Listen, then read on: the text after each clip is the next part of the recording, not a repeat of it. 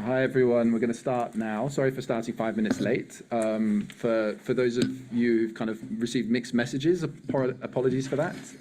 We seem to have a problem with our mailing system where we sent things out before British Standard Time changed, and that seems to have carried over for a bit. So we'll expect a few more people to join online, but I think we're kind of there now here in the room. For those of you who don't know me, I'm Syed Hadley. I'm a senior research fellow here at ODI. And I'm really sort of thrilled that we can kind of host this event today. It's part of a series that we're starting that's looking at how finance ministries in different countries engage with policy. And it feels like the UK is a kind of sort of an opportune country or a kind of useful country to start that conversation off with, because sort of, on one level, it's often held up as the kind of stereotype or kind of the model of a modern treasury. It's both kind of powerful. Politically, it combines the kind of functions for finance and for economics, and it's been one of the countries that's been very active in embracing sort of the various best practices of public financial management reforms over the years. It's also a really excellent opportunity to be making use of this excellent book, The Way the Money Goes, which has been sort of written by Christopher Hood, Maya King, Barbara Piotrowska, and Ian McLean. And I think it's not often that we get a chance to really kind of delve into depth of in the history. In a kind of case, we kind of hear sort of a snapshot in time, or we kind of hear a kind of a specific part of the story. And this is a really kind of holistic look at a kind of very critical period in the Treasury's history in the UK. And that's, I think, I think that's particularly of interest for an international audience for basically two reasons. So one is that it was really during this period that many of the kind of modern ideas of public financial management have been kind of instituted and implemented. So when we talk about the UK as being a model, it's often the reforms that have been introduced during this period that tend to be kind of picked up on, whether that's sort of issues around the introduction of sort of stronger top-down budgeting or accrual accounting, fixed medium-term budgets, these kind of issues. They all kind of were introduced in these times. And I think the second is that it offers a really kind of interesting period to look at how politics also shapes spending review, the kind of spending control process. So it's not just about the tools, but also how these kind of interact with the kind of institutions and politics and the context of the day. So just to give, for those of you who don't know the UK context that well, I don't think that applies so much to the people in the room, but maybe for some of you online, I mean, the period from 1992 and up to around 97 was a kind of conservative-led government, was very much kind of in the mode of kind of trying to control and reduce public spending. From 1997 up until 2010, we had a new Labour government. The new Labour government, in a large part, at least up until the global financial crisis, was sort of more in the mode of improving public services and increasing public spending. And then from 2010 to 2015, we had at the kind of end of this period of the book, there was a coalition government. And the coalition government had introduced a kind of very significant package of austerity measures in the wake of the global financial crisis. So to help us kind of walk through all that very long and very complicated history and that very rich history, Christopher Hood is here, and he's going to try and give us help distill some of the kind of key findings of the book. Christopher is a visiting professor at Blavatnik School of Government, Oxford, and is widely known, to many of you and to us as for his work on public administration in the UK. But beyond just looking at the UK, we wouldn't be at ODI if we weren't thinking also about what's happening elsewhere and the implications elsewhere. And so to help us do that, I've got two people joining us online. I've got Andrew Donaldson and Yasmin Hurchan. And Andrew Donaldson is now a research associate at the University of Cape Town. But previously, he was in the South African Treasury, and he was the inaugural head of the Government Technical Advisory Centre. So this was the kind of unit that helped support the South African Treasury with its kind of public finance reforms. Yasmin Hurchan is an IMF regional public financial management advisor. She's based in Ljubljana with the Centre for Excellence in Finance, and her work serves essentially the kind of Southeast Europe region. But before that, she was in both in IMF headquarters and was for 16 years in Turkey's finance ministry, or treasury, sorry. working on public financial management reforms in the early 2000s. So just with that kind of broad context, I think basically the way we're going to try and run this, we're going to do this fairly informally. I'm going to try and kick off with Christopher, with Yasmin, and with Andrew, some kind of just general questions to get the conversation started. And then hopefully we'll kind of kick it over to both the kind of in-person audience for like lots of questions and comments and kind of interjections. But also for those of you who are online, you won't be able to unmute yourselves, but if you've got a question, please put it in the Q&A. And I've got a nice iPad here, which I'll try and monitor the questions, and kind of we can feed them through into the conversation and try and group them together. So with that, thanks very much for joining. Thanks, Christopher, for making the time. Same for Yasmin and Andrew. We really appreciate it. Let me start with the kind of first question, which is sort of going not quite to the kind of core title of the book, but at least kind of part of it, which is, so for those of us who work in public financial management, I don't think I've seen the term fiscal constitution used very often in a way, and I was kind of wondering, why did you pick that as a kind of concept to use and as an anchor?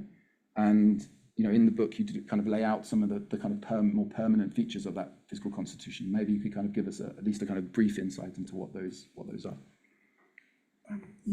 Yes. Hello, everyone. Sorry, I was almost late. I'd forgotten where this place was, but I made it just about on time. Yes, the fiscal constitution.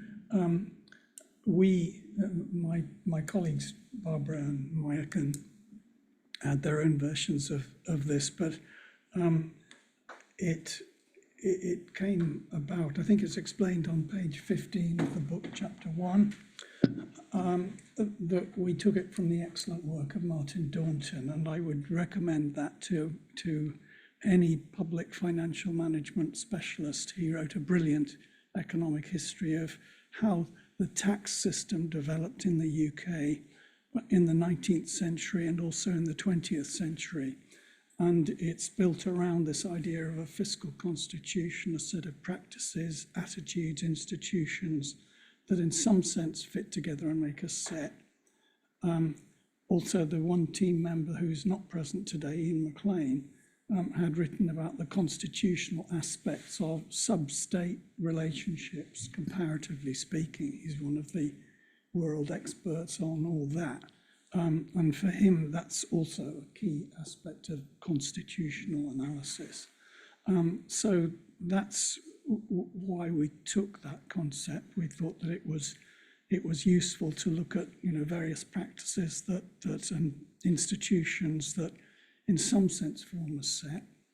And that's what we introduce in chapter 2 when we go into some of the enduring features of the way that the UK does public spending control, or did at the time of writing of the book. Is that enough to get us started? Perhaps Barbara and Maya might like to come in. And maybe then, yes, certainly, so that's really useful. I guess the question is with the 7 features, would you mind being kind of just saying kind of what they are? Yes, of course I can. We identified 7 features that were relatively enduring. I'd have to say relatively enduring, because little changes are happening all the time.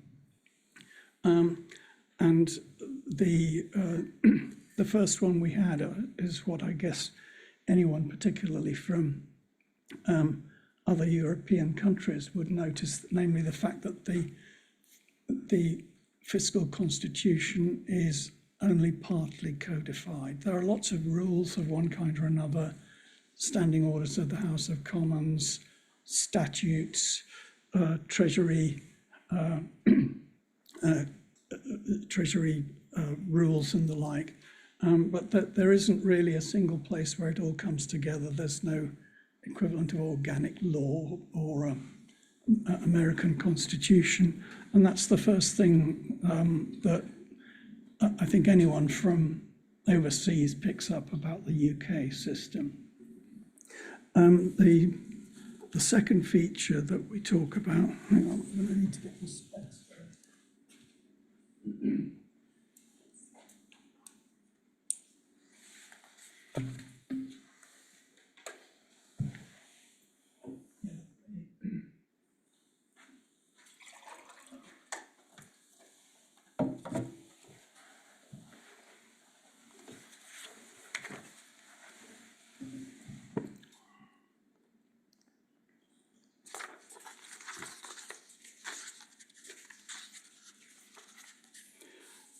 The second thing that we observed is a long-standing practice of Parliament's behaviour in relation to spending control, namely with much more attention and expertise in the parliamentary sphere in the form of 800 or so officials from the National Audit Office advising and servicing probably the most important parliamentary committee, the Public the Public Expenditure Committee, and that's a case where Parliament has got 800 auditors servicing a committee looking at things that have been problematic mostly. So there's a big ex post bias in the parliamentary system, and by contrast, very slender resources that go into looking at prospective expenditure plans. Again, that's much commented on. I think it's probably true to some extent. I defer to the comparative experts. In all Western European parliaments, there is that kind of bias, but it's certainly marked in this case. And then there is what Ian McLean has written about, that is the vertical fiscal gap between what is spent and what taxes are raised at different levels of government, where again the UK has historically had a very, very large fiscal gap between those two, slowly changing, but not very much. And with formula funding arrangements, both for local government and for devolved territorial government. And we have a whole chapter that we devote to that. We have then a spending review process that aims to be comprehensive and aims to have synchronized competitive reviews of spending across the whole public sector, which again, I wouldn't want to say that that's that's only done in this country, but it's certainly been a marked feature of the system, at least since the Plowden report of the early 60s, and never quite disappeared.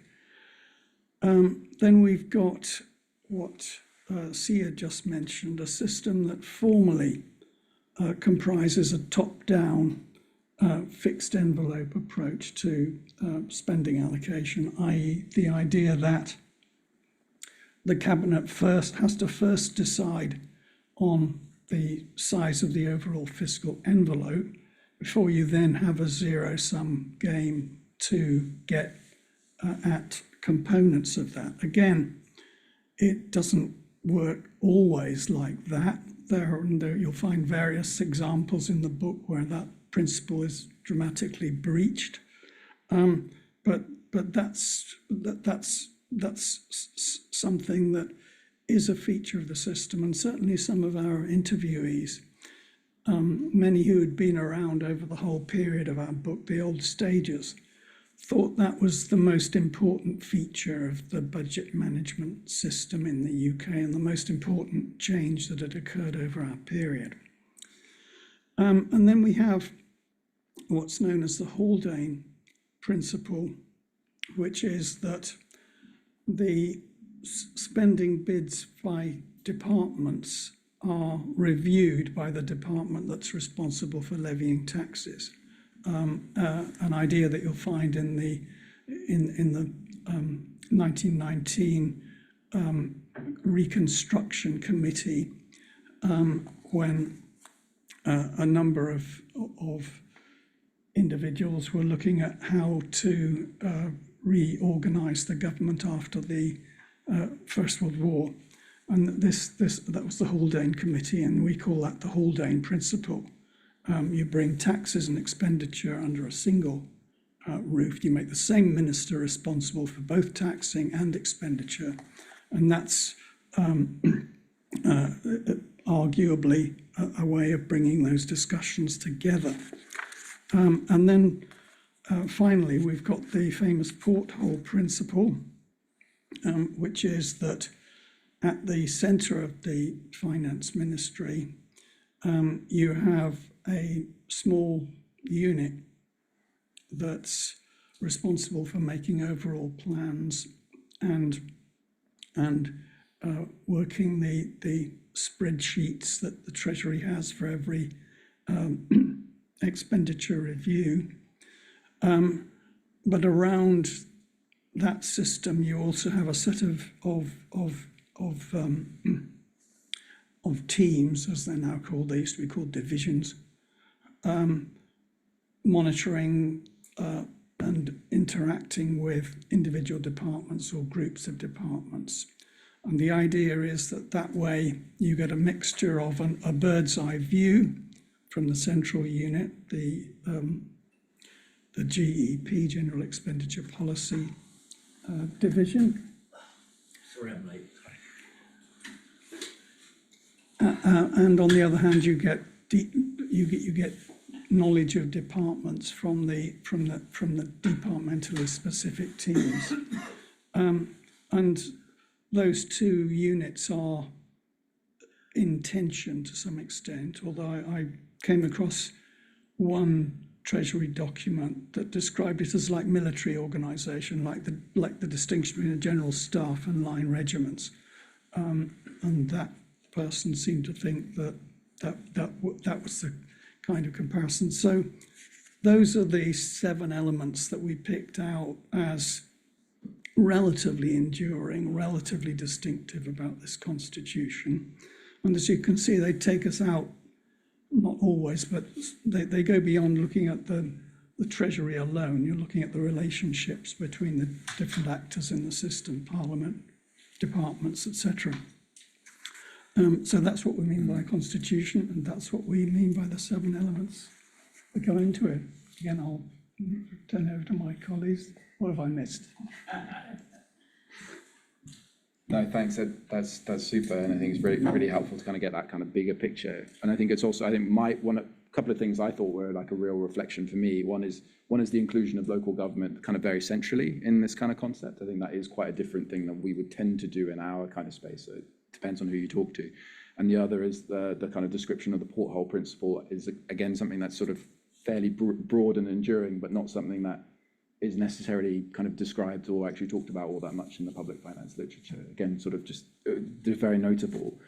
I mean, switching sort of less to the kind of permanent features, but also to the kind of what makes this period so distinctive and so interesting for like this group and for the people online is that kind of, it was, 1992 kind of marks the beginning of essentially a kind of, at least a kind of an internal view that the kind of Treasury's approach to spending control and the kind of way the organisation is structured is different. I mean, Mike is here from, and sort of we were just catching up a minute ago, and he was kind of part of the fundamental expenditure review in that period. So in that sense, it's a really kind of, it's often kind of referred to as a kind of really clear break. And I used to work at the Treasury very briefly, and I'm pretty sure that if I was to join pre-fundamental expenditure review and post-fundamental expenditure review, or at least in the 2010s when I was there, that these organizations would have looked and felt quite different. But yet, what I think would be interesting to hear is, with all that kind of modernization, with the new tools that were brought in, with the new approaches to public expenditure management and organization, how do you think that actually changed public spending? And it's a kind of big question, but I suppose it goes to the heart of kind of what your book was trying to kind of tease out. Well, while Barbara and Maya are thinking up their answers to this, let me have a try first. I think one of the things that we do that does come out from the interviews that we did for this book is that we didn't really see a move towards public spending control by algorithms. Virtually all of the people that we interviewed who were in the thick of it for settling public expenditure emphasised it's. I made a few quotes actually from this, which will give you the flavour of the kind of thing they said, if I can find it. It was things like, it's politics, not rules, that determine outcomes.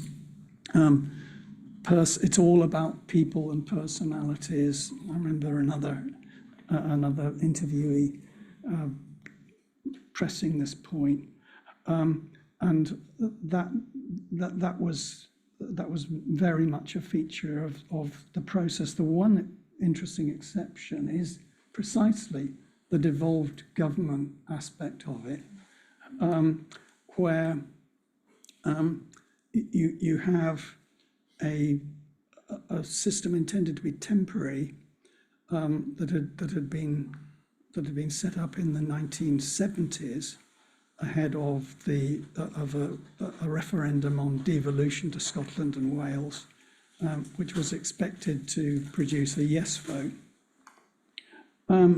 And that took an even older formula, the Goshen formula, which goes back to the 19th century. And really, although devolution didn't get a yes vote back in 1978, was it? 77 or 78. And in spite of the fact that we had big changes in politics in Scotland, and to a lesser extent Wales, certainly in Northern Ireland, these ancient and supposedly temporary formulae, much criticised by all the professoriate, have nevertheless survived, even into the age of nationalist parties in Scotland who want independence. They've still stuck to the formula, the Barnett formula. So that's a case where, as one very distinguished Treasury civil servant put it, we'd set up these arrangements so that politicians didn't have to talk to one another. And I thought that was a sort of interesting perspective on why that had survived and why it had continued in spite of the political changes. So although there's lots of politics going on, interestingly, in this one bit of the area, it doesn't look quite like that. It looks as if they've stayed with the inertia, much criticised system. Can I just say one other thing about your point about the fact that sub-state finance is a big feature of this book? That's not accidental. We were determined that this book should be different from Heckler and Wildavsky's book, which hardly mentions that aspect of spending control, and from the much more thorough book by Thane and Wright in 1995, which is a really thorough and comprehensive account, but also doesn't really deal with this side at all. It's throwaway lines. We wanted to bring it right into the centre of the analysis. That's why we had Ian McLean on the team. And I mean, just to pick up on, I think, a couple of the reforms which I think lots of people will be very interested to hear and what your take on them was. So like from 97 onwards, you had more of a move towards the kind of fixed medium-term budget ceilings. There was also the move to kind of resource accounting and resource budgeting. Like, were there any kind of reflections on that, or the kind of shift to in the kind of OBR, the kind of Office of Budget Responsibility, out of government in terms of kind of setting up that fiscal council? Like, did these fundamentally change the way that public spending was controlled, or do you think that was kind of more down to the kind of politics of the day? Well, you've put several things into that question, and the answer might be different for some of the different ones. In the case of accrual accountings, or accounting, or resource accounting, as it was called in Britain, resource accounting and budgeting, indeed, it made less of a difference than had been hoped, I think. And that's because the case for resource or accrual accounting is very clear. The idea is that if you adopt that system, there's much less incentive for spending units to hold on to things they don't really need. to neglect maintenance, to run up end-year spending surges, all these things we know about. They're sort of standard behaviours in public expenditure. And the case for resource accounting is precisely that it would enable and indeed reward managers for using resources more efficiently, such that they could release extra spendable cash by, for example, sweating assets or reducing depreciation. There's a very good argument for that. The problem is that in the UK, we'd seen resource accounting or accruals accounting in local government way back, and it came into the National Health Service in the early 90s. And in those cases, it's not a major problem, but in the case of the civil service, and this is described in chapter 10 of our book.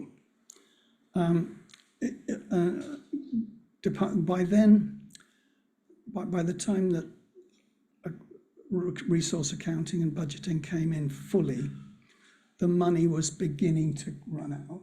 So there was beginning to be more fiscal stress in the system. And resource accounting and budgeting was seized upon by departmental finance directors and ministers too, as a way to release more spendable cash for themselves. And there's a vignette in chapter 10 that describes what the Ministry of Defence, always a bit of a problem child for the Treasury, what it did with resource accounting and budgeting. The Ministry of Defence, for any of you who know it, will, I hope, agree, is a deep detail department. It doesn't do things superficially.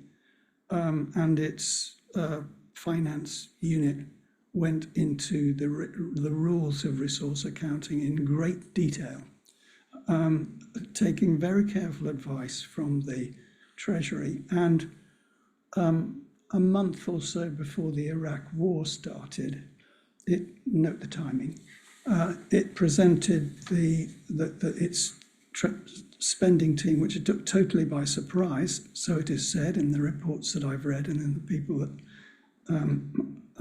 that we interviewed. It announced plans to extend the lifetime of some of its assets, like these budget airlines that extend the depreciation on their planes to show a higher profit. The MOD announced a series of changes of that type that would reduce over time about £1 billion of spendable cash a year to the department. Now, viewed from a pure resource accounting framework, you might say, well, this is fine. This is just what the resource accounting is supposed to do, supposed to get people to use assets more efficiently. But at that time, of course, the government was operating with a fiscal spending rule, which was set in cash, because it was on national accounts classification. Because of that, it was simply not affordable. So you had then a series of other departments doing the same kind of thing, because it became obvious that this was a way that RAB could be useful. And what the Treasury had to do in the face of this, which in a sense was, the system working as it was supposed to work, but it just wasn't affordable in terms of the spending rules that the Treasury had adopted.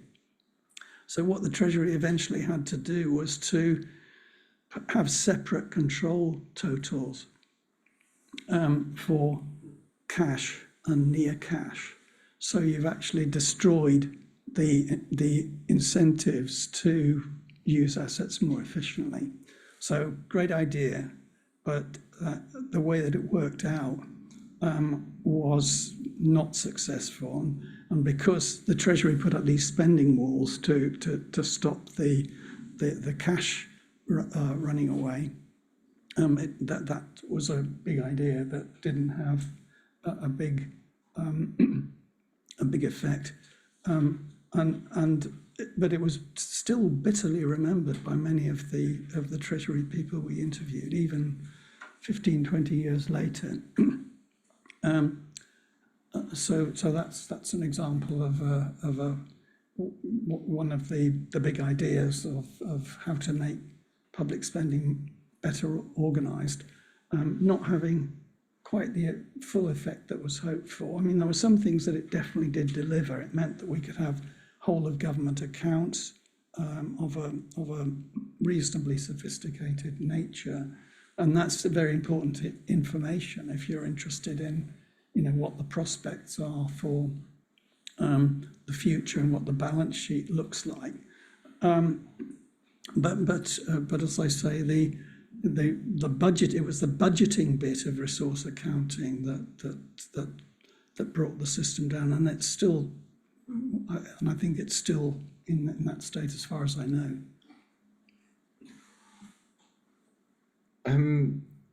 I mean, as you'll see from that kind of one area, I think what the book really does well, and I think I really kind of do encourage you to go back to this like later, but you'll get a sort of snapshot that any area we could spend probably, sort of a full 90 minutes on. I think what might be nice is let me go to Andrew online, because I think he's going to kind of take us into some of the areas where sort of the picking up on some of these kind of specific themes from the book and how they relate to South Africa. But like, just as a bit of context, South Africa in the kind of late 90s, early 2000s was very active in kind of copying and learning from the UK case, which is one of the reasons why we've been very keen for Andrew to be part of the conversation. Let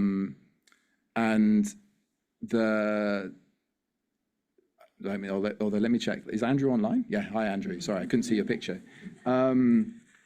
And so what I was going to do, Andrew, is like maybe you could just tell us very briefly like why it was that you were looking at the UK at that time, and then sort of a kind of second question, which is sort of if you'd have read this book in the early 2000s or the late 90s, what are the kind of lessons that you wish you might have known then for how you might have done things differently? Thank you. Sid, let me first say that what Professor Hood and his co-writers have done here is lift to the surface things that certainly I, and I'm sure many others working in public finance management in many countries, take for granted. And I think it's very helpful to think of it as a constitution in the sense, as Professor Hood has emphasized, in the sense of a coherent order of things. And it's important to do that because it isn't necessarily the case that the decisions that get taken, the regulations that get written, the reforms that get implemented, it isn't necessarily the case that they will all add up to a coherent system at a point in time, because these are instrumentalities. The officials responsible for writing the rules, for participating in the budget process, or controlling particular kinds of expenditure, or introducing public-private finance initiatives and so on, are not necessarily thinking about the possible unintended consequences of those changes. And so what the book does very nicely is illustrates, in some cases, how there were unintended consequences. Professor Hood has just talked about one.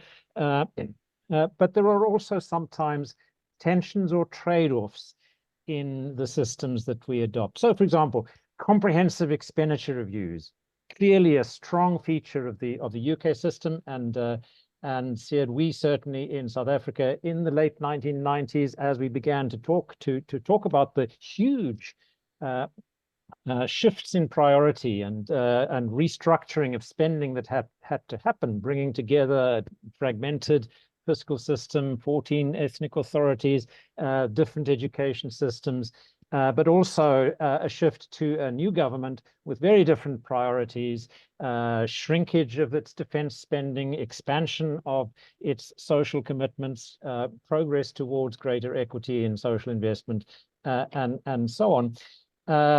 Comprehensiveness of spending reviews was important. We wanted to get a picture of the system as a whole, but comprehensiveness comes to some extent at the cost of the more detailed, focused emphasis on what might be important in, say, education or industrial subsidies or particular areas. So there's a trade-off. There's a trade-off there. There's a trade-off between top-down reform, top-down management of expenditure, and the bottom-up, more detailed processes that have to go into expenditure planning and management. And of course, as we know, if countries get that balance between top-down envelope decision making consistent with macroeconomic projections and outlook, get the balance wrong between that and the details of spending allocations, particularly in a fragmented system, things can go very, very badly wrong. So the Constitution is enormously important, and I certainly learned some interesting things about how they fit together and have been evolved, how expenditure control arrangements have evolved over time in the UK. And I saw some interesting parallels with changes that we introduced. So, just to get to the reforms of the late 1990s, here, South Africa going through a very extensive review of its public finance arrangements in the context of democratic transition in 1994, needed to pay attention to the whole of its public finances. So that comprehensiveness of the expenditure perspective was certainly something we drew on quite strongly. We had the benefit of a lot of international advice at that in those circumstances. South Africa was of interest everywhere. The IMF was around, the World Bank, the OECD, many countries, but we had the benefit of a series of expert advisors seconded from the UK Treasury, also from the US Treasury, who played a critical role in joining us in assessing the changes that needed to be made, but also in advising on international experience. And when you're making changes, you do run the risk of unintended consequences and things that don't work out well, as I've talked about. And so drawing on that international experience is enormously important. This book is very useful in that. And of course, the role that international public finance management reform initiatives and engagements play is vital in many countries.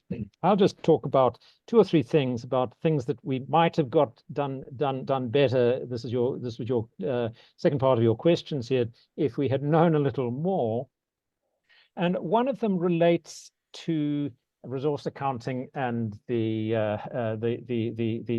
better information that comes with more detailed accrual-based accounting. We did not implement a full accrual-based accounting system in national and provincial government, but we did in the early 2000s implement essentially a full accrual-based accounting system for local government. And that made the integration of local government accounts with provincial and national public finance account system very difficult. And so there's some complexities in public finance management associated with it. But also we implemented these reforms without much of the kind of expenditure management capacity that is needed to go with a full accrual-based accounting. And in some respects, the consequences for our local government financial arrangement and financial management have been, I'll put it as strongly as this, catastrophic. Not everywhere, but certainly in parts of the municipal system. We're getting that balance right between direct, if you like, blunt cash control, ensuring that the revenue that comes, that is written to the books of the municipality is actually collected, that spending flows to where it should. There are enormous gaps in much of our municipal financial system in financial management that I think would have been better managed a transition that would have been more effectively undertaken if we had not been quite so ambitious in shifting to full accrual-based resource accounting in our municipal management environment. And I think if we'd had the opportunity to perhaps learn a little more from international experience there before those reforms, we might have done better. And then if I can make one other point about comprehensiveness of spending, because this is quite a strong emphasis in the book. It's certainly an important feature, as Professor Hood has talked about, of the UK system and the financial management everywhere. I learned some things about what this means in the UK Treasury from the book that I hadn't understood before. There's an important distinction between the kinds of spending controls that are applied to expenditure limits over a medium-term expenditure framework. We implemented much of that in the late 1990s when we shifted from a one-year budgeting system to a three-year medium-term budgeting system. In the UK, there's an important distinction in these expenditure controls between what is called the departmental expenditure limits, which are contracted over a period of time, and what is called annually managed expenditure. Now, that's a difficult distinction. We didn't try to do that, and I think quite rightly. I think you give some good examples of how that distinction is difficult to maintain, and really it's not a binary thing. There are a wide range of different kinds of time spans of spending, and they don't always fit tidily into that distinction. But so we opted for a single overall level of expenditure control over departments and negotiations between departments and the Treasury around their expenditure limits within a single aggregate rather than broken down in that way. But what the UK does in its departmental expenditure limits, in requiring departments to consolidate their spending with the arm's length agencies, or what we call public entities that are associated with departments, so that you have a full picture of spending, including agencies associated with the department, and indeed for the wider public finances, for the macro position, and a budget deficit that is defined to include the net borrowing requirements of state-owned companies of the wider public sector.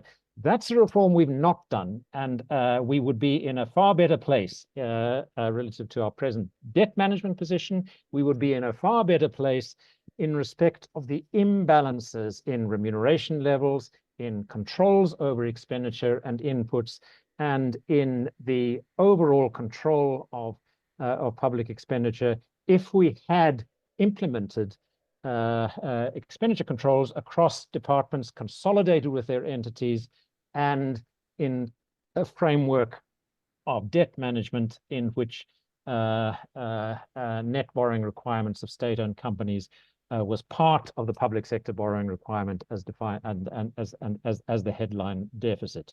So there's some examples of things we might have done better if we'd understood enough in advance.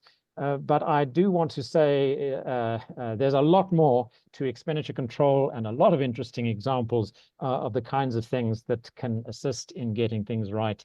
And if I can just finish with one last point on that, there's a very interesting discussion, Professor Hood, towards the end of the book about the relational distance between both Treasury officials and the departmental officials they work with, and between different parts of the Treasury, those who are responsible for policy and expenditure controls, those who are responsible perhaps for accounting advice and accounting standards, and getting the balance right between those different kinds of professional expertise, how they work together, how often they talk to each other, and what their relationships are between Treasury officials, the different components of Treasury officials and external departments, is about cultural and institutional dimensions of the fiscal constitution that we don't talk about enough, but are often hugely important to successful budget reforms and successful expenditure management. That was really, really nicely put. And I think the kind of two themes of kind of comprehensiveness and the kind of relational distance, I think they do kind of run, I think, also really nicely through the book. I mean, I'm gonna also now go to Yasmin and ask kind of a fairly similar question, which is sort of, you know, you're working in Southeastern Europe. Southeastern Europe faces sort of various pressures, whether through kind of donor projects, whether through external advice, whether through its kind of ambitions to join the EU, essentially efforts to kind of modernize public financial management systems. And very much, I think, again, the kind of UK is seen as a template for areas like public investment management, like medium-term budgeting reforms. And so again, sort of, you know, from your perspective and from your kind of where you sit, like, again, what would be the kind of lessons and the takeaways that you took away from what was in the book? Thank you very much, Sirt. First, it's a pleasure to be with you in this event. Let me answer your question. Of course, the UK is often a leading example for PFM reforms. So there are definitely lessons from UK's reform experiences that the countries I work with could benefit from. Together with, first, I want to give some background. Together with another IMF colleague, cover 6 Balkan countries, namely Albania, Bosnia, Kosovo, North Macedonia, Montenegro, and Serbia in the Southeast Europe region. As you rightly indicated, there is considerable pressure on these countries to modernize their PFM system as part of the EU accession process, in addition to the internal pressures, their heavy PFM reform agenda supported by different donors, and broader economic agenda to achieve macroeconomic stability and long-term sustainability. Also, due to the importance of the EU accession process, our capacity development CD activities, also funded by financial support from EU, as well as State Secretariat for Economic Affairs, SECO, for the broader structural reform priorities. So the PFM reform priorities that we work together with our counterparts in the region include making medium-term budget process or MTBFs more credible, strengthening the public investment management, PIM systems, improving fiscal risk disclosure, analysis and management, as well as improving budget execution and cash management. So during our CD missions, capacity development missions, the countries are always interested in hearing from other countries' experiences. Of course, as we were talking, Professor Hood and Andrew also mentioned that while looking for country examples, we need to remember that each country is peculiar due to their own unique fiscal constitution, if I may use the same terminology as in the book.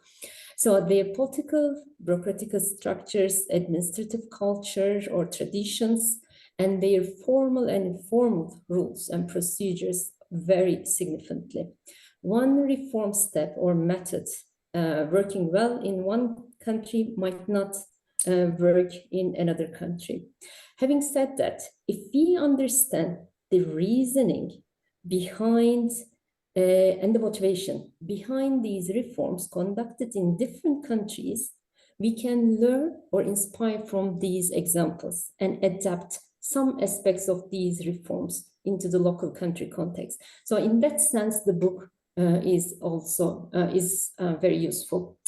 So after this long introduction, let me highlight 5 UK PFM reforms mentioned in the book that my counterparts in the region and all PFM experts could benefit from.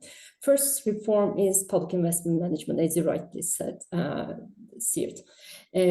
Rationalization of investment planning and how project and PIM decisions inject in more rationality and multi-stage gateway process in the system. The book nicely shows how PIM planning has evolved to prevent political influences. And indeed, the UK government has been perceived as a standard setter for project appraisal methodology, starting with the earliest versions of the Green Book, If there is anybody in the audience does not know the Green Book, it's a guidance provided by the Treasury for public sector bodies on how to appraise proposals before committing funds, and it's a great reference for the countries. So the Green Book has informed similar frameworks in other countries and could continue doing so for the countries in the Southeast Europe region as an example of leading practice internationally. The countries we work with have often faced with low budget execution in capital spending and cost and time overruns due to the weaknesses in their PIM planning and especially the appraisal stage. So therefore, this is the most important UK reform that could help the countries in the Southeast Europe region. So related to the PIM topic, the book also talks about the public-private partnerships, private finance instruments, as you call. So as the book shows, UK faced issues related to PPPs and use them mainly due to their off-balance sheet nature. These types of projects are believed by some people to be more efficient than traditional public investment without calculating all the risks around them. They are generally used to keep government spending and liabilities out of headline measures of the deficit and debt, which creates problems for the management of fiscal risks. So there's a larger topic to discuss in another event, perhaps, but I want to highlight that my counterparts could benefit from how the UK, at least, has improved the transparency around these contracts. Currently in the UK, the implications of PPPs for public finances are disclosed. As indicated in the 2016 IMF Fiscal Transparency Evaluation, following the Eurostat rules, the Office of National Statistics published an estimate value of PPPs, PFIs. The Treasury publishes projected government payments in PPPs by project for every year of each project's life, and the OBR also cover these contracts in their publications. Therefore, the countries could learn how the transparency in PPPs improved and implemented in UK. So the second reform area is medium-term budgeting. I think there is something wrong with my video. Can you see me?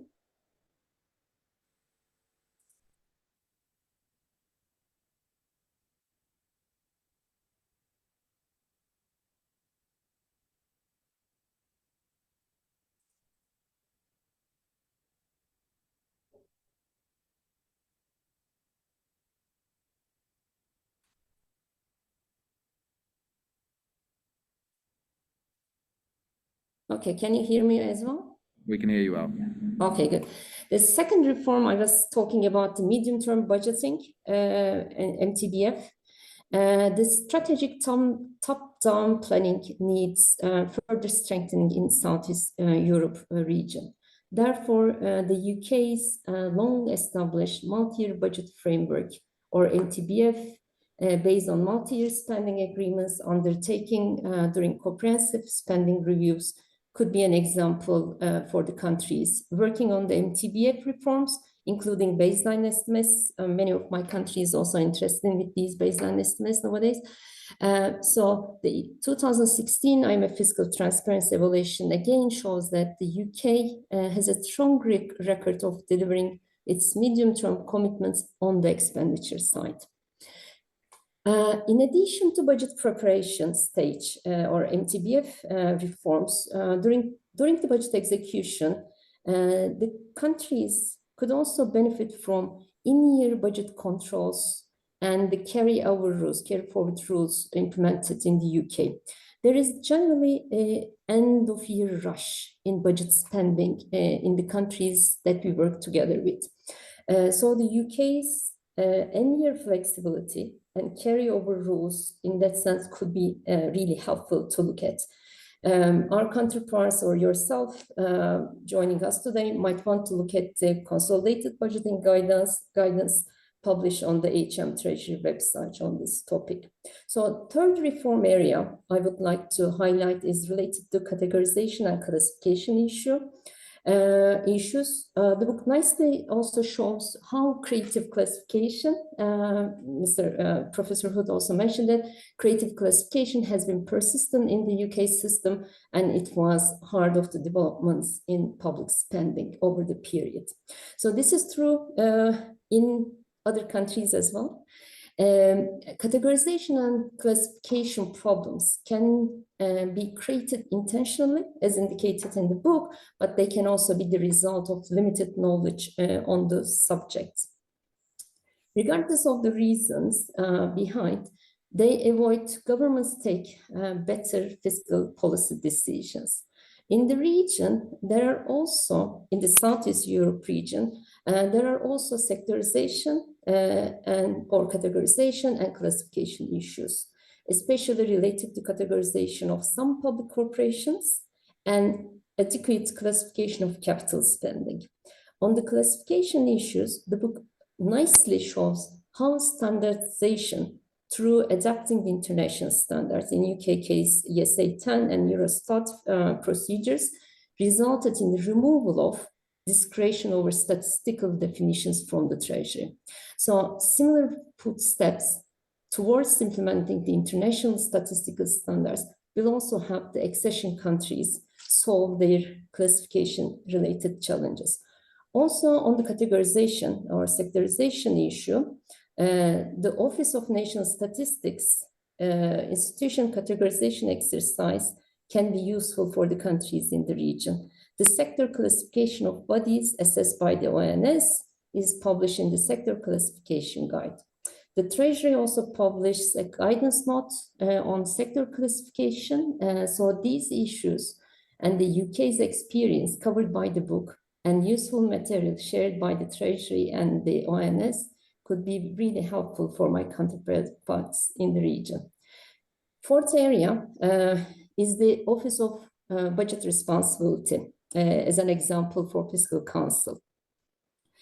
As discussed in the book, macroeconomic forecasting is crucial for fiscal policy, and also it is one of the biggest risks.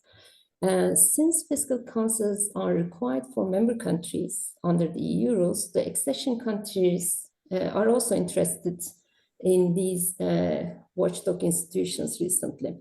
That even there are some countries in the region want to establish fiscal councils. So therefore, the accession countries could benefit from the UK's experience in this field, and in addition to the experience of the other EU member countries with the fiscal councils.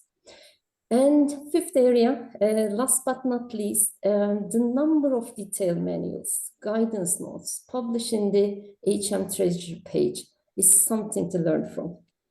These materials are very important for the PFM practitioners in the UK, but also for those in other countries. All those materials, including now the Professor Hood and the other authors' book, are very useful for the HM Treasury staff as well as broader PFM readers. There is a high staff turnover in the countries we work with in the region, but unfortunately, you can hardly find any written materials about their fiscal constitutions as well as the business processes in the PFM system. The book also mentions about the high staff turnover at the HM Treasury, but these written materials are crucial for the continuity of the daily work in the bureaucracy and for the fiscal constitution. This is why we frequently refer to the UK as a leading example of PFM reforms. We could find materials about their reforms. So thank you very much Professor Hood and the other authors for this new edition and the useful material. With that, back to you, Sid. Thank you. Thanks. That was quite the run of issues, and I think what a lot of my takeaway from those is that it's kind of, there's at times a kind of optimistic slant on the things that you kind of learn in the journey, right? I think many of the areas, whether it was PFI or the end year flexibilities, they're kind of raised very much in the book as kind of initiatives that were either sort of part of the kind of gaming culture or kind of subject later to gaming, and then the kind of response to that. So I think that's kind of really interesting. And I think also this point at the end about just kind of why this book actually was even started was kind of very much part of the kind of Treasury's conscious like decision to try and enhance knowledge management and document the kind of period of history. Sorry about that. So I think those, both are really kind of really useful points. I'm conscious that we're kind of definitely running through the hour. And I'd like to open up to kind of some questions, but there's a couple of questions that have come in online that have got sort of related theme, but like maybe sort of in the room and elsewhere. If you've kind of got thoughts or questions you'd like to pose, please kind of indicate. But just two that have come up online. One from Alia Fouad, who's the current economic regulator at Liberia's Regulatory Commission, but also from Mark Hallerberg at Hertie School. I mean, both of them have a kind of political take on this, which is, so Mark's question was the extent that individual chancellors put their stamp on the system, and whether they sort of first came into office and kind of assessed how things were working, or whether they kind of came in with kind of prearranged plans. And from Alia, the question is how much the kind of evolution of the Treasury can be attributed to the essentially the kind of political changes at number 10. And I suppose I think within that you'd put like the changes in political parties probably as well. And if there's any kind of takeaways you take from that for other countries, he's asked, which is I think a kind of a next step in that, in a already difficult question. But maybe we start with that, the kind of politics of the kind of spending process. Yeah. Yes, I think that each Chancellor, Finance Minister puts their stamp on the system, and they come from different areas. So you find some chancellors who have been chief secretaries earlier in their careers, Norman Lamont, for example, before they come to the chancellorship, and so they know more about how business is done in the Treasury. So that's one thing that I would say would definitely be a variation. Have they previously served as chief secretary at the sharp end of all this, where the money is decided? And we interviewed most of the chief secretaries of the period. That's the second minister in the Treasury underneath the Chancellor. But chancellors themselves come from very different backgrounds. For example, early in our period, Ken Clarke had been minister of practically everything. I mean, he'd served in many big departments, including being Minister of Health, and so he had the experience of the introduction of resource accounting, accrual accounting in the NHS. And he thought that it was great because he knew where all the surplus land was, in hospitals around the country that could be sold off to advantage. And he had a lot, and he actually spent, this is on the record, I'm not betraying any confidence, he spent his holidays writing about how the Treasury should deal with departments, because he had felt as a spending minister that the Treasury is too high-handed and so on. So I think that's the other kind of way that chancellors can affect the conduct of the Treasury, and with Clarke it was absolutely clear. And he was the one who was keen to press on with resource accounting. And the other question that's sort of been raised in that is the relationship with the Prime Minister. Yes, of course. One of the ways to play the spending review game is to play the Prime Minister against the Chancellor, and that's always going to be the case in any parliamentary system. I don't think anyone's invented a way around that yet. And you see, we give some quite dramatic examples in the book, including the famous Breakfast with Frost program that took place in 2000, in which Tony Blair committed to massively raise spending in healthcare without, so it is said, consulting the Treasury. And by the way, the Minister of Health had been, at that time, I'll just add this as additional information, had been Chief Secretary of the Treasury only a few weeks before that famous thing, that famous TV program. So yes, of course, the Prime Minister is absolutely crucial in the process. And it's the Prime Minister that decides how the Cabinet is going to decide on the allocation. For example, is the Cabinet going to discuss taxation along with spending, or is that going to be, do they take them in order? All this stuff about, you know, committees and how they work, orders of agendas, etc., really crucial. Of course, that's important, no question. I mean, I think again, there's probably, we could probably spend a long time on all of this. I mean, there are a couple of things I mentioned just for Alia that kind of stood out to me. Where, I mean, one, that you get a lot of the kind of clear breaks tend to happen around changes in government. I mean, the New Labour in particular brought in a range of kind of new changes to the kind of spending framework at that time. But also almost all of them have been in the works. Exactly. Before. Okay. Yeah. And I talked to, we talked to chief secretaries and chancellors from all parties, and I certainly remember a Conservative chief secretary who said we'd have done PSAs if we'd won the 1997 election, and they thought that it was already in the works. And the same was true with resource accounting. It was, as I've said, it was Ken Clarke that pushed that one on.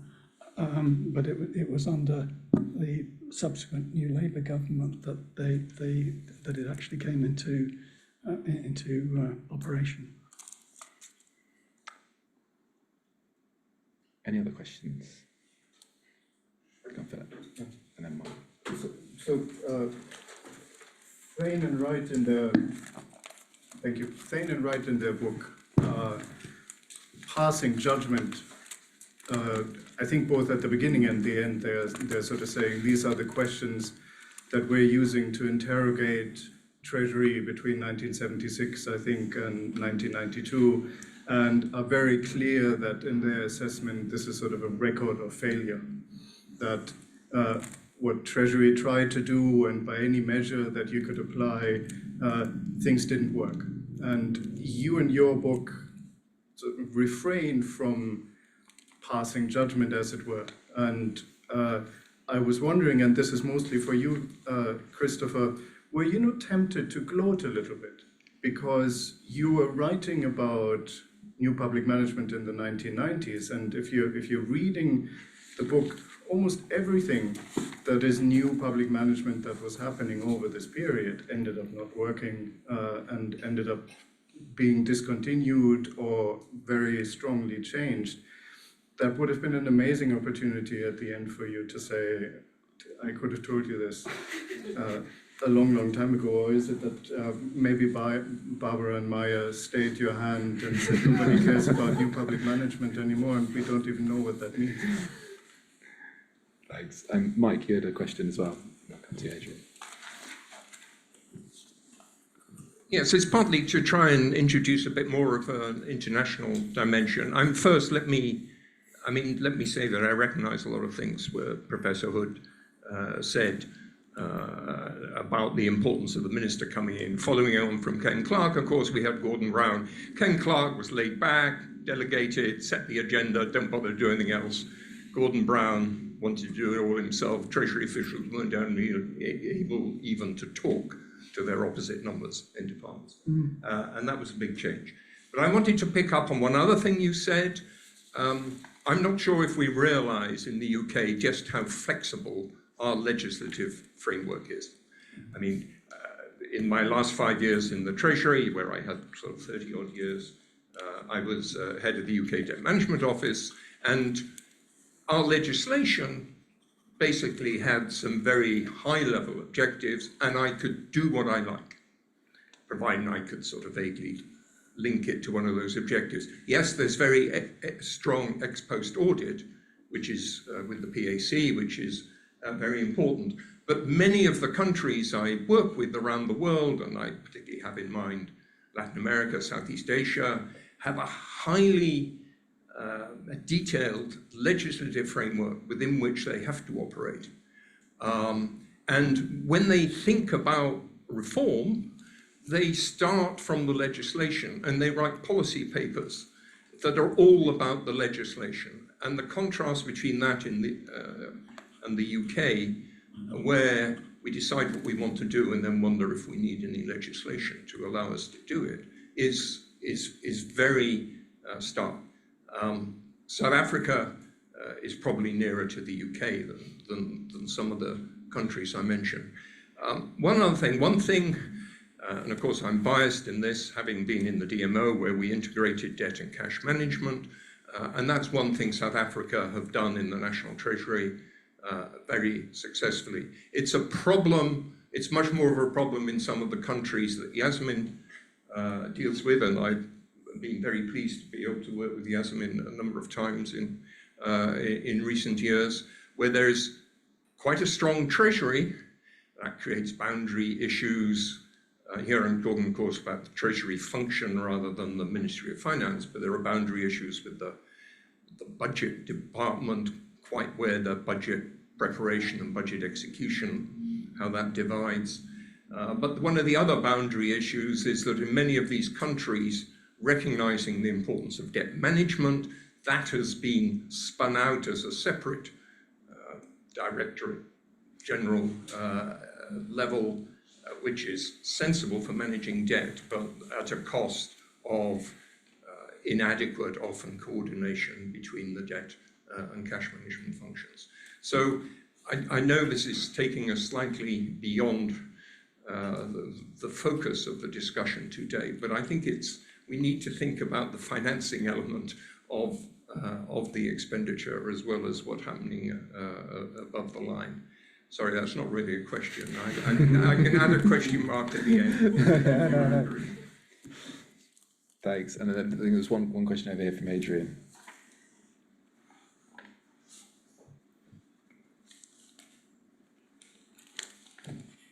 Thank you, of course. Adrian Hewitt, I'd like to put a question to Andrew Donaldson if he's still available. We had a bit of a freeze frame for a while, but yeah, great. Hi. I wanted to ask him, our paper says he left the Treasury 6 years ago. Has the National Treasury got a grip on state-owned enterprises since, and how does it do it? Cool, thanks. So there's also a couple of questions online.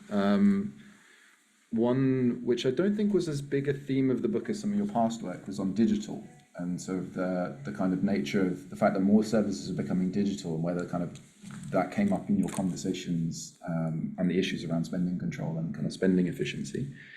And a last one on the relationship between politics and the administration, and so the kind of nature of whether that relationship has kind of changed in any way over the period that you saw, because I think people I think the kind of context of it is sort of seeing the UK as having one where there's an impartial civil service, but I guess the kind of question is whether how that actually plays out in practice and kind of the nature of spending control. But maybe we can start. Maybe while you're gathering your thoughts, I'll kind of start with Andrew on the kind of state-owned enterprises, and your kind of perception of how the kind of control and kind of treasury engagement with state-owned enterprises has kind of evolved in South Africa. Well, thank you. It's good to see you, Adrian. I mean, you were involved in the secondments to South Africa many years ago. That's when we last met, and so you've given me a tough question. No, I don't think that we have made anywhere near enough progress in modernizing the relationship between Treasury and state-owned companies. We still have, as you know, a Department of Public Enterprises. So there's a Department of Public Enterprises that does much of the relationship between government and the large state-owned companies. They are for the most part in big trouble. So South Africa has a huge problem in the balance sheet of its energy supply utility, which has not modernized, and in more recent years has also had to deal with a sort of collapse of delivery in some respects, but also balance sheet problems in the big transport utility. And I think the proper answer to your question is that this is much less about the traditional treasury aspects of expenditure control or debt management, much more about very long delayed and contested reform. So we had white papers on restructuring our electricity industry 25 years ago, which we're just now beginning to implement. And in some respects, we can tell a similar story about the big rail industry and its decline over the last decade or so. There are many parts to the story. Fraud and corruption is one part of it. Sort of failed interventions from the Treasury, trying to set conditions attached to financial assistance or bailouts, but also policy disputes about the reform process, which have held back progress. So like many countries faced with a fiscal consolidation challenge, we look back and see how financial support that has been necessary to state-owned companies is one of the big reasons why we're in a fiscal consolidation crunch at the moment. And no, we've still got work to do in answer to your question in resolving that. I guess over to you on the kind of question on new public management and digital, which I guess are not exactly the same, but they're sort of somewhat related. Well, I doubt if I can give a very satisfactory answer to either, but maybe Maya and Barbara can think up something. I think it wasn't so much gloating as seeing from the inside what I had only seen from the outside before. In that, as I hope is explained in the book, it's heavily dependent on interviews, and so I learned much more about what the people who operated the measures I'd been writing about in the 90s, what was animating them and how they saw the procedure. So it certainly gave me a different perspective, without question. Whether I gloated, well, I don't know. Perhaps when I knew more about what was going on inside, I could see more why it was inevitable, but I don't know that I would want to go out too far on a limb on that. On the question about flexible legislation, I think that's a very good point that you're making there. Some of them interesting interviews we did were with people from the Treasury Officer of Accounts, because they're the people who spend their time, as I think it was described to me, schmoozing with the PAC. And there's this arrangement. I don't know whether it's widespread internationally. Perhaps you know. Where there's this concordat between the Treasury and the Public Accounts Committee, 1931 or something like that. Yeah, which allows for proposals for policy to go ahead before the legislation, or spending to be incurred before the enabling legislation is in place. And I was told that there were at least several rows every week about this issue. It's quite not a bit that's written about, and I was also told, I don't know whether this you'd have a view on this, was that one of the reasons why it's been so difficult historically to get a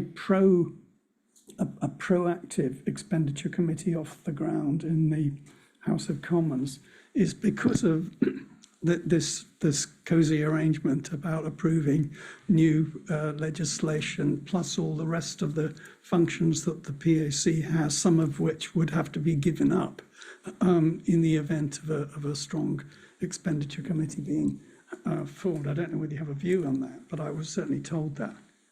The PSC has been embedded for much, much longer, of course. I mean, these expenditure committees didn't start happening until the 70s.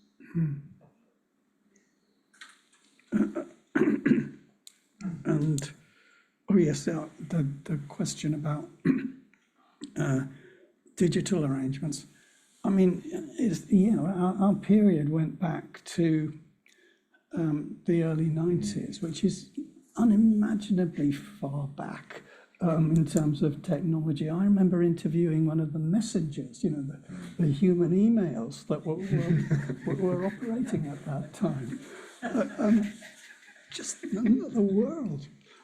And this gentleman, he was a school leaver. He was chatting away with the chancellors and the like when delivering these human emails. All that's gone. And likewise, you've moved away from paper files and the apparatus that went along with that, typists, all gone. One of the things that I think might flow from that, apart from something no one's mentioned today, but which I would want to put a plug in for, the institutional memory problem. Apart from the institutional memory problem, I think it's probably altered the class composition of the Treasury, in the sense that there are fewer, as you might say, working class people around the place, as a matter of fact, along with following the fundamental expenditure review of the early 90s, a less less middle heavy, shall we say, department, average age 29 or whatever it is, it's something like that. So I think that the digital issue is very interesting. It affects us because there are questions about how easy it's going to be in the future to access Treasury files and archives in the future, either for policy or for academic curiosity. Because having seen some of these archives and files from the inside, it's going to be really tough.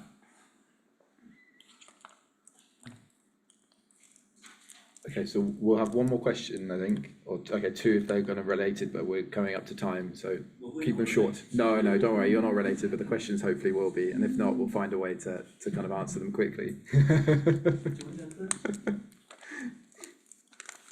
Thank you. I wanted to ask a question about gaming. In your remarks, you talked a bit about the gaming of the accrual budgeting rules by the Ministry of Defence. In kind of recent budgets, it's the Treasury itself that's been criticised for gaming the fiscal rules by putting in clearly unrealistic spending forecasts to create fiscal space for tax cuts. So should we be more worried about Ministry of Finance gaming or more worried about line ministry gaming? I suppose slightly related. Do you know how much money all these government departments, etc., I used to be a councillor and other things, waste on bank charges? And maybe if we had a Bank of Britain that for all public finance, you could use things related to what you've all been talking about, to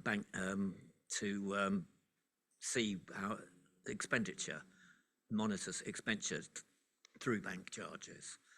Because I know my council spent, I don't know, $500,000 on bank charges, something ridiculous. I mean, it's only a little council, Kingston. I know all the other London boroughs must also spend millions on bank charges, and that's just London. And if you think about all the other schools, hospitals and everything else, it's quite a lot of money wasted on bank charges. Whereas if we had a national Bank of Britain of some sort, you could use it for all your statistical stuff as well and monitoring. So that's it. Thank you. Macro question on It's not wasted to the bank. No, it's not wasted to the bank. That's what they've written. a macro question on what kinds of gaming we should be most worried about, and I suppose a micro level question about what kinds of issues around inefficiencies kind of cropped up perhaps most, and whether the kind of bank charges were in any way related. But I don't think, well, I'll stand to be corrected if my colleagues think this is wrong. I don't think the issue was mentioned by any of the 130 people we interviewed, so you'd be on original ground there.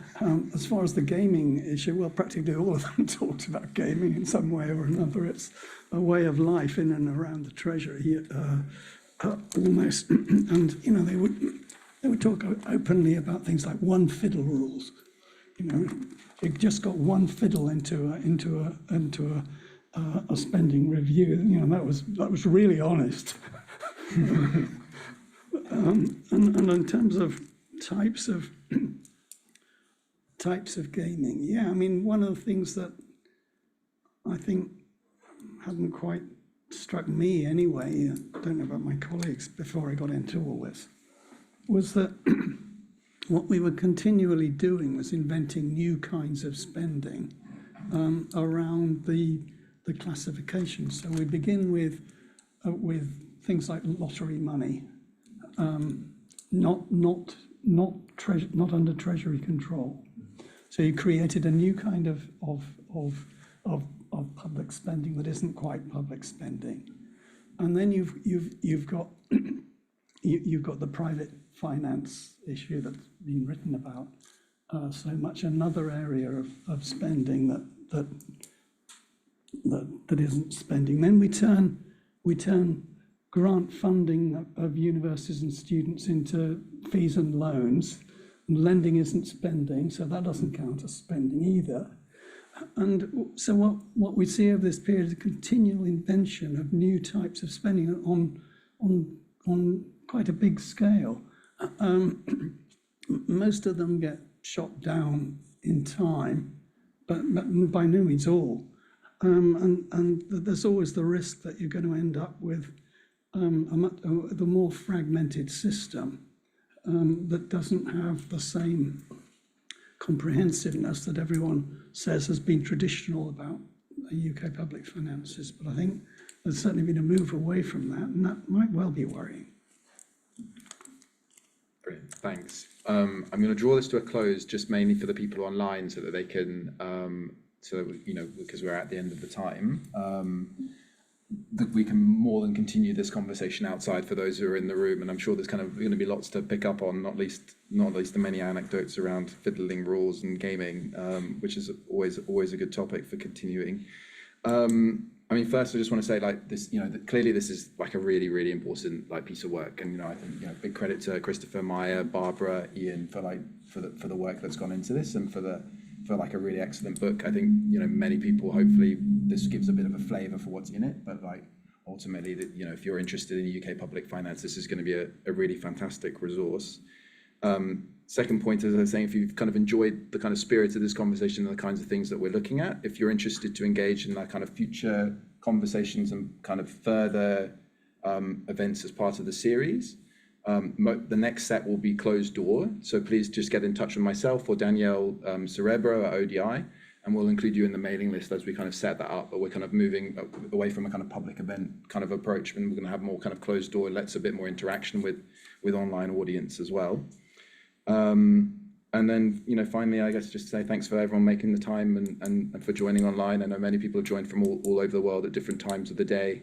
A lot of people travel from far out of town as well. And Christopher and Andrew and Yasmin for kind of dedicating your time to help kind of engage with us today. So thanks very much, and thanks for joining.